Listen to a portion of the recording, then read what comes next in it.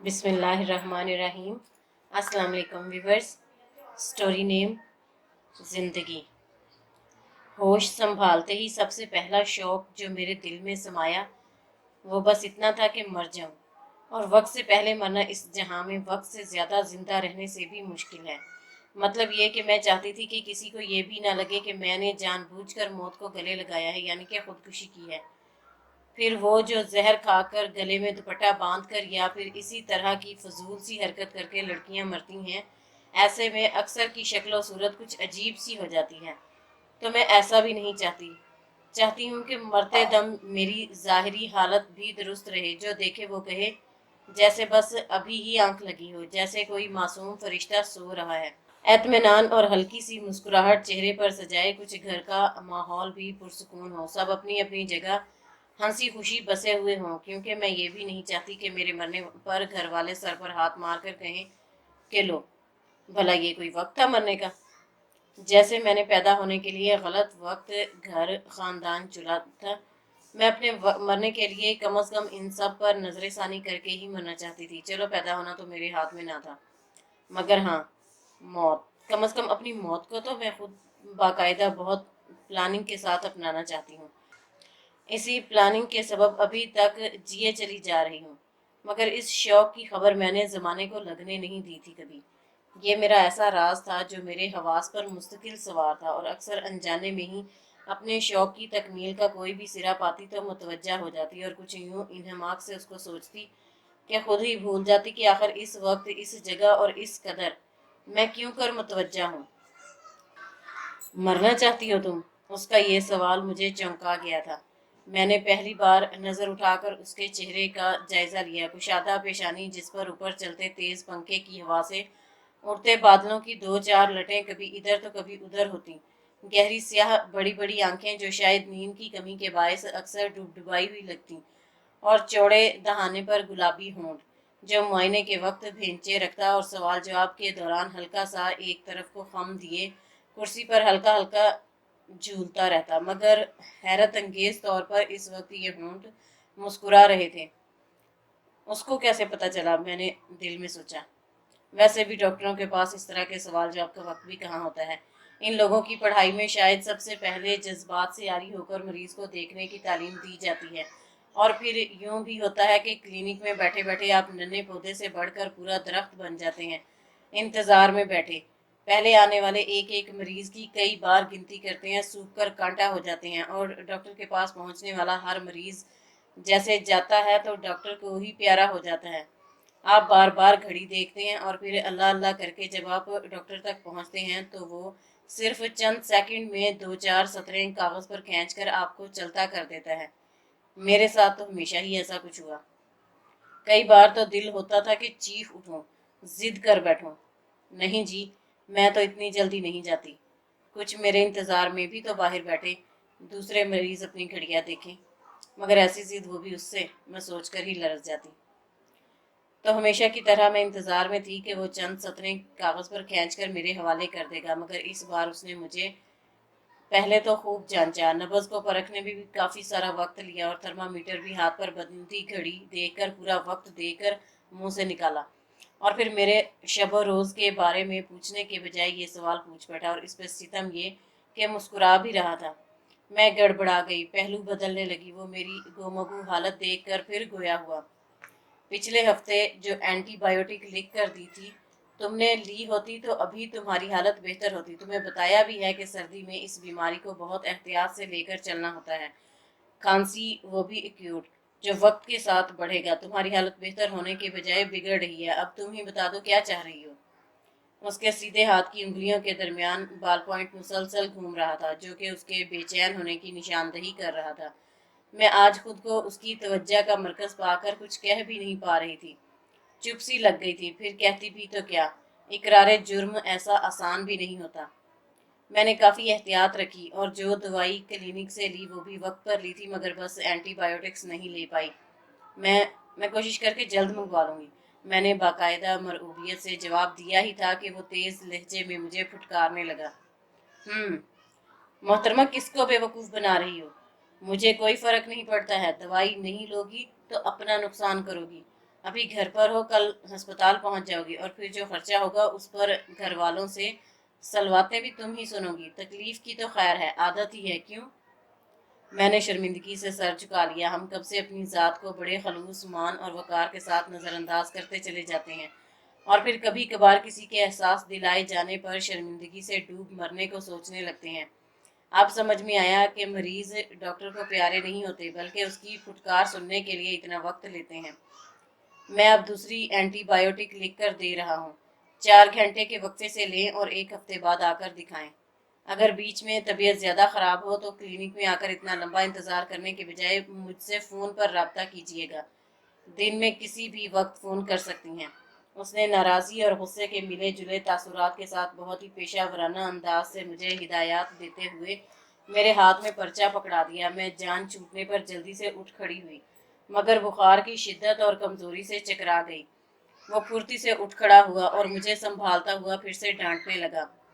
इतनी खराब तबीयत में भी आप अकेली ही आई हैं। माना के मोहल्ले में क्लिनिक है, मगर आप किसी को तो अपने साथ लाया करें। आपसे ज्यादा आपके घर वालों पर हैरत होती है कि इस हालत में आपको अकेले आने ही कैसे देते हैं। उसने मुझे वापस बिठाते हुए इंटरकॉम का रिसीवर उठाकर कंपाउंडर को अंदर बुलाया, जो फौरन हाजिर हो गया। जाहिद, इनको घर छोड़ कर आओ, और कोई इनका घर वाला मिले तो मेरा पैगाम देना कि मैंने मरीजों को पिक एंड ड्रॉप की सहूलत नहीं दी हुई। अपने अकेले मरीज अपनी जिम्मेदारी पर भेजा करें। मैं अपनी सफाई में कुछ मनमनाई और ना चाहते हुए भी जाहिद का सहारा लिए कमरे से बाहर आ गई। पूरे रास्ते डगमगाती रही और गुस्सा भी खाती रही। कज़न ऐसे होते हैं, बीमारी में भी मेरा कोई एहसास नहीं से। बदतमीज, एक तो घर पर बुलाया था कि आकर देख ले, मगर नहीं, साफ मुकर गया और हुक्म दे दिया कि क्लिनिक पर आकर दिखाऊं। ऊपर से जलील भी कैसे दरियादिली से कर रहा था, जैसे उसका हक हो। गुस्से की एक लहर खुद पर भी चढ़ दौड़ी। मैं भी तो जरा जरा सी बीमारी को गले से लगा कर रखती हूँ। अब अगर ये खांसी हर सर्दी में होती ही है तो क्यों उसके नाज उठाती हूँ? पड़ी रहूं कमरे में और चुपचाप मर जाऊं। मगर नहीं, खांसी से मरना भी कोई मरना हुआ, जैसे शेर चूहे की मौत मर जाए। मैं मरने के लिए ऐसी मामूली सी बीमारी को नाकाफी समझती थी। मतलब कि बीमार होकर ही मरना है तो कोई ऐसी अनोखी बीमारी हो जिसका नाम भी मुश्किल हो और जो लाइलाज हो, जिसका चर्चा पूरे शहर में नहीं तो कम से कम महल्ले भर में तो हो कि मुझे ऐसी जानलेवा बीमारी लग गई है। लोगों की आंखों में अफसोस उमड़ आए, लहजों में मेरे लिए मिठास भर जाए। ऐसे में किसी को शक भी नहीं होगा। और फिर खांसी से अव्वल तो मेरे मरने के बहुत ही कम चांस थे। दूसरा, ये तकलीफ देह खांसी के दौरे और शदीद बुखार सहने की भी कोई हद होती है। मैं तंग आकर आखिरकार डॉक्टर यानी अपने पुफीजाद के पास दौड़ जाती। मगर यहाँ इस बार कुछ गलती ये हुई थी कि काफ़ी तबीयत ख़राब होने पर मैं उसके पास पहुँची थी और फिर अच्छा खासा दवाई लेते लेते खुद से ही किसी बात पर नाराज़ होकर दवाई छोड़ बैठी थी। और अब जो पूरे घर में अकेली हुई और तबीयत कुछ ज़्यादा ही नासाज हुई तो डर के फिर डॉक्टर के पास दौड़ी आ गई थी, जिसका खमियाजा भी भुगत लिया था और अपनी हद से ज़्यादा बेइज्जती भी करवा ली थी। चलो, अब सुकून रहेगा। हम जैसों को दिन भर में एक बार किसी न किसी से जलील होने का ऐसा चस्का लगा रहता है, जैसे कोई बड़ी बीमारी से बचने वाला टीका। कुछ भी हो, टीका लगवाना जरूरी है, बेइज्जती का टीका। 2-4 घर छोड़कर ही मेरा घर था। धीरे धीरे कदम उठाने पर भी चंद मिनट में ही घर आ गया। घर पर कोई होता तो जाहिद उसका पैगाम देता। मेरे पास गेट की चाबी थी। मैं शुक्रिया कहकर घर में दाखिल हो गई और चकराती डोलती अपने कमरे में पहुंचकर बिस्तर पर गिर गई। सब घर वाले एक शादी में गए हुए थे और मैंने अकेले क्लिनिक जाने के डर से ही उसको फ़ोन किया था कि मुझे क्लिनिक से वापसी पर देखता जाए, मगर उसने बदतमीज़ी से इनकार करके मुझे क्लिनिक में बुलाया था। वैसे तो अक्सर ही वो क्लिनिक से जाहिद को दौड़ाता और कभी चाहे तो कभी पानी मंगवा लेता था, मगर बीमार देखने के लिए कभी ना आता। यहाँ तक कि बाबा जानी भी मौसमी बीमारी की दवाई लेने उसकी क्लिनिक जाने पर मजबूर थे। इस पर भी सब उससे खुश थे, क्योंकि इस कदर अक्खड़, बददिमाग और बदतमीज सिर्फ मेरे साथ ही था। खानदान के बाकी लोग उसकी खुश इखलाकी की तारीफ करते न थकते थे और मैं अक्सर हैरान होती। मैं जिस तरह लोगों, उनके रवैयों और हालात को देखती हूँ, इस तरह दुनिया हरगिज नहीं देखती। मैं आज तक दुनिया से अलग थलग दूसरी नहीं बल्कि शायद तीसरी सिमत में क्यों सोचती हूँ, और इसी वजह से दुनिया की नज़र में नाकाम हूँ। क्या जवाब है मेरे पास? कोई हेला बहाना अपनी नालायकी, नाअहली और नाकामी का। یہ دنیا سے مخالف سمت پر چلنے سے دنیا کی نظر میں آگے نہیں پیچھے جا رہی ہوں، پھر بھی بضد ہوں کہ اسی طرح مخالف سمت پر منہ کر کے چلتی چلی جاؤں گی۔ میں سوچتے سوچتے سو گئی تھی۔ رات کے کسی پہر کسی نے دھیرے سے پیشانی پر ہاتھ پھیرا۔ بابا جانی سرہانے بیٹھے مسکرا رہے تھے۔ کیسا محسوس کر رہی ہو بیٹا؟ بابا جانی نے کچھ اس اپنائیت سے پوچھا کہ دل بھر آیا، آنکھ سے دو چار آنسو بھی لڑک گئے۔ بابا جانی ڈر کے پیچھے ہٹ گئے اور یہ کہتے جلدی سے کمرے سے نکل گئے کہ سوپ بنوا رہے ہیں۔ یہ باپ بیٹی کے آنسوؤں سے اس قدر خوف کیوں کھاتے ہیں؟ میں سوچتے سوچتے اٹھ بیٹھی۔ اب جو دوسری سمت نظر کی تو ٹھٹک گئی۔ وہ کمرے کے دوسرے سرے پر رکھے صوفے پر ٹانگ چڑھائے بیٹھا مجھے بغور دیکھ رہا تھا۔ میں نے جلدی سے آنسو پونچھ ڈالے۔ تمہارا مسئلہ کیا ہے؟ وہ اسی سختی سے بولا۔ میں اس کے منہ لگنے کی نہ تو اہل ہوں نہ ہی اس وقت ہمت تھی، اور مجھے آج شام ہی بے عزتی کا ٹکا لگا کر اس نے ہفتے بھر کا کوٹا پورا کر دیا تھا، پھر بھی میرے منہ سے بے اختیار نکل گیا، روٹی کپڑا اور مکان۔ وہ جھنجھلا کر تیز لہجے میں گویا ہوا، اصل میں بھرے پیٹ میں ایسے ہی ہری ہری سوجتی ہے۔ پڑھی لکھی جاہل ہو تم، کبھی ذرا اپنے ارد گرد بھی دیکھو، کتنی سخت ہے یہ زندگی۔ کچھ لوگوں کو دن بھر میں ایک وقت بھی پیٹ بھر کر کھانا نہیں ملتا۔ کچھ بچے محنت مزدوری کر کے سارا دن سڑکوں پر پھر پھر کر بڑے ہو جاتے ہیں، اسکول کی شکل تک نہیں دیکھتے۔ کہیں بلا وجہ کی دشمنی میں لوگ ایک دوسرے کے گلے کاٹ رہے ہیں، زندہ جلا رہے ہیں، اور ایک تم ہو، سب کچھ ملا ہوا ہے، پھر بھی یہ کنوتیت طاری رکھنے سے کوئی بہت ہیروئن نہیں لگتی تم، اور سڑی سی لگنے لگتی ہو۔ مشکل سے روکے ہوئے آنسو پھر بہہ نکلے۔ وہ سناتے سناتے چپ ہو گیا، پھر اٹھ کر میرے سرہانے جس کرسی پر تھوڑی دیر پہلے بابا جانی بیٹھے ہوئے تھے آ کر بیٹھ گیا۔ کچھ ماموں جان کا ہی سوچو، وہ بیچارے ویسے ہی ممانی جان کی وجہ سے احساس جرم سے دبے رہتے ہیں، اوپر سے تم یوں بیمار پڑ کر رو دھو کر اور بھی ان کا احساس جرم بڑھاتی رہتی ہو۔ ہمیشہ سمجھایا ہے کہ تم انوکھی نہیں ہو۔ ہوتا ہے اکثر ایسا ہی کہ سوتیلی ماں اصل ماں نہیں بنتی، بلکہ اپنے بچوں کے آنے پر تو بالکل ہی سوتیلی بن جاتی ہے۔ مگر ماموں جان کا اس میں کیا قصور؟ ان کی نیت تو تم سے صاف ہی ہے نا، وہ بیچارے تمہارا خیال رکھنے کی پوری کوشش تو کرتے ہیں۔ اب تم بھی کوئی چھوٹی بچی تو ہو نہیں، خود اپنا خیال رکھ سکتی ہو۔ وہ ٹھہر ٹھہر کر بات کرتے ہوئے میرا معائنہ بھی کر رہا تھا۔ میں سردی محسوس کر کے گردن تک کمبل اوڑھے ہوئے تھی۔ اس نے اچھی طرح سے معائنے کے بعد مجھے سوپ کا پیالہ پکڑا دیا جو تھوڑی دیر پہلے ملازمہ دیکھ گئی تھی۔ بات صرف اتنی ہی سی تو نہیں تھی، اس نے تو دو چار لفظوں میں میری پوری زندگی ہی سمیٹ دی تھی۔ بابا جانی نے دوسری شادی کہنے کو میری خاطر کی تھی۔ ماما کے آنے سے مجھے ماں کیا ملتی، مجھ سے تو بابا جانی بھی دور ہو گئے۔ پہلے کم از کم بابا جانی تو مجھے میسر تھے، بغیر کسی ڈر و خوف کے مجھے گلے تو لگا لیتے تھے، گود میں بھی لیتے تھے، اکثر اسکول بھی چھوڑنے یا لینے آ جاتے تھے۔ مگر ماما کے آتے کے ساتھ ہی بابا جانی سمٹ گئے۔ ایسے میں میری سمجھ میں نہیں آتا تھا کہ میں بابا جانی کی دوسری شادی کو کس طرح جانچوں۔ وہ تو کہتے ہیں کہ دوسری شادی انہوں نے امی جان کے مرنے کے دوسرے ہی سال اس لیے کی کہ ان کی 8 سالہ بچی یعنی مجھے ماں کی اشد ضرورت تھی، مگر ضرورت میری تو کبھی بھی پوری نہ ہو سکی، بلکہ شاید تشنگی اور بڑھ گئی۔ پانی کے قریب ہونے پر بھی پیاس برقرار رہی۔ میں نے اپنے ہوش سنبھالتے ہی ماما کو سمجھ لیا تھا۔ انہوں نے میری تربیت آتے کے ساتھ ہی چند ہی دنوں میں مکمل کر دی تھی، اور تربیت یہی تھی کہ کچھ بھی ہو میں ماما سے کسی بھی قسم کی کوئی امید نہ رکھوں۔ مجھے یاد ہے شروع میں تو بابا جانی بہت کوشش کرتے کہ ماما مجھے برداشت کر لیں، مگر دوسرے بھائی بہنوں کے آتے اور ان کے ہوش سنبھالنے تک بابا جانی نے بھی ہار مان لی تھی، اور جس وجہ سے ماما اس گھر میں آئی تھیں کہیں کسی کونے میں جا دبکی تھی۔ ویسے تو مجھے بھی گھر میں آرام، تحفظ، تعلیم، روپیہ پیسہ سب ہی تقریباً ماما کے بچوں جتنا ہی میسر تھا، مگر پھر بھی میری کوئی ذمہ داری نہیں لیتا تھا۔ میں گھنٹوں گھر سے باہر رہوں، باہر کسی حادثے کا شکار ہو جاؤں، بیمار ہو جاؤں، کسی مشکل میں پھنس جاؤں، کوئی ذمہ دار نہ تھا، نہ ہی مجھے کسی کو پکارنے کی اجازت ہی تھی۔ یہاں تک کہ بابا جانی بھی میری پکار پر اکثر خاموش ہی رہتے۔ بھرے ہوئے گھر میں بھی تنہا تھی، سب کے ہوتے ہوئے بھی اکیلی تھی۔ اوپر سے کئی سردیوں سے یہی ہونے لگا، میری کھانسی بڑھ جاتی اور میں نہ چاہتے ہوئے بھی اس کا علاج کرواتی جاتی۔ کبھی کبھی دل چاہتا کوئی ہو جو محبت سے دوائی دے، بخار میں تپتی پیشانی پر ٹھنڈے پانی کی پٹیاں رکھے، یا پھر کبھی آ کر بس 2 4 منٹ پاس بیٹھ کر حال چال ہی پوچھ لے۔ ऐसे में फूफी जान ही थीं जिनसे मैं दिल का हाल अहवाल कह सुन लेती थी, मगर मामा को ये बात भी पसंद नहीं थी। अभी पिछले दिनों ही फूफी जान ने बाबा जान को मेरा ध्यान रखने के लिए दो चार लफ्ज ही कहे थे कि मामा का पारा चढ़ गया था और बाबा जानी दोनों के दरमियान सुलह सफाई अभी तक नहीं करवा सके थे।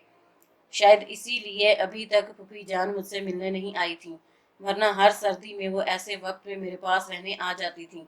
इसी वजह से इस बार तन्हाई कुछ ज्यादा ही महसूस हो रही थी। तुम्हारा फोन कहाँ है? उसने मेरे सूप पीकर फारग होते के साथ ही पूछा। मैंने साइड टेबल की तरफ देखा तो वो उठकर बिखरी हुई दवाइयों, बिस्किट के डब्बों और दिगर चीज़ों के दरमियान मेरा फ़ोन ढूंढने लगा। फ़ोन मिला जो कि चार्ज ना किए जाने पर बंद पड़ा था। तभी आज एक बार भी बाबा जानी ने फ़ोन करके मेरा हाल अहवाल नहीं पूछा था।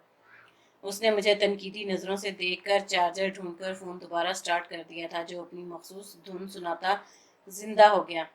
दिल में कसक जागी, ऐसे ही काश कोई मुझ पर भी मेहरबानी कर दे। मैं कब से बहुत सी बेजान चीज़ों के दरमियान खुद भी बेजान हुई पड़ी हूँ। कोई मुझे भी इसी तरह मेरे मतलब की तवानाई से मेरा सिरा जोड़कर मुझे जिंदा करने की सही कर ले। शायद मैं भी इसी तरह धुन सुनाती गुनगुनाती जाग उठूं, जिंदा हो जाऊं। वाकई मेरा मसला क्या है? मौत, जिंदगी, या फिर बस वजूद? मुझे कहीं कभी कोई मेरे इस वजूद, मेरे होने का एहसास तो दिलाए। कभी कोई इस तरह मेरे किसी कोने में कई सदियों से बेजान पड़े होने पर मुझे तलाश तो करे। क्या मुझसे मेरी जिंदगी से किसी को कुछ भी हासिल होने की कोई उम्मीद नहीं?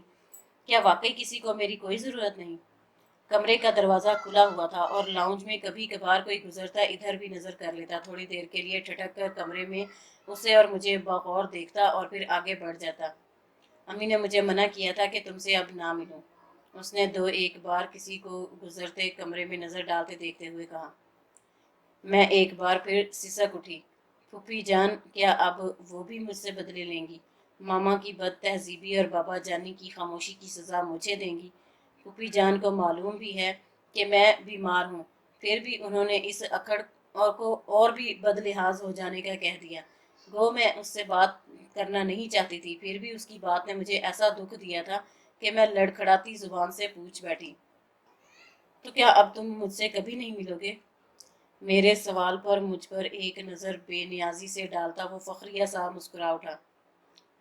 दरअसल मैं इस मामले में पहले थोड़ा बेवकूफ़ बन गया। मुझ पर वारदात तो कई रोज़ हुए गुजर चुकी थी, मगर मैं समझने के लिए तैयार नहीं था, मानना नहीं चाहता था।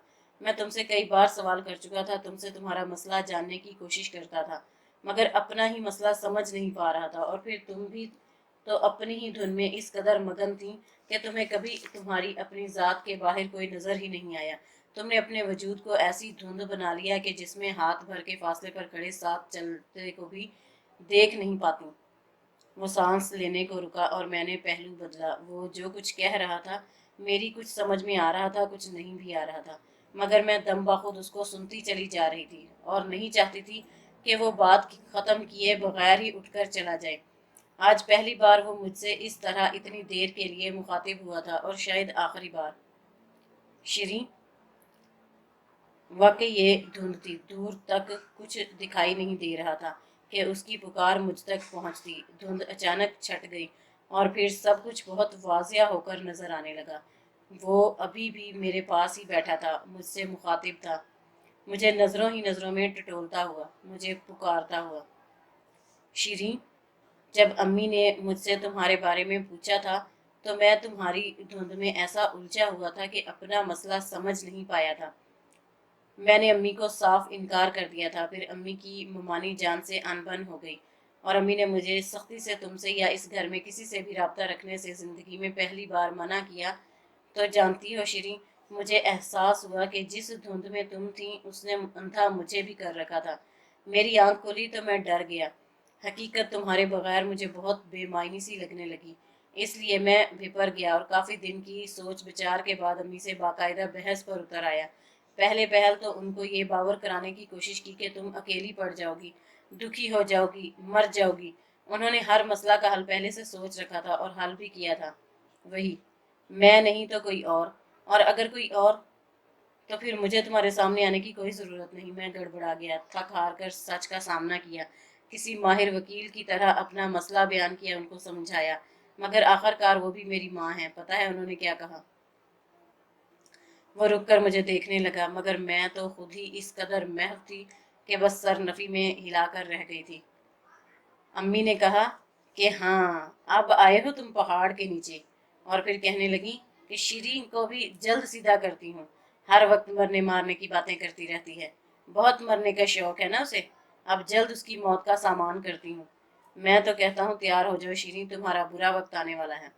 وہ آخری جملہ شرارت سے مکمل کر کے اٹھ کھڑا ہوا اور تیزی سے کمرے سے نکل گیا۔ میں زیر لب مسکرا اٹھی۔ بالآخر میرے وجود کو بھی توانائی کا سرا ملا اور اب میں اپنی مخصوص دھن گنگناتی زندہ ہو گئی۔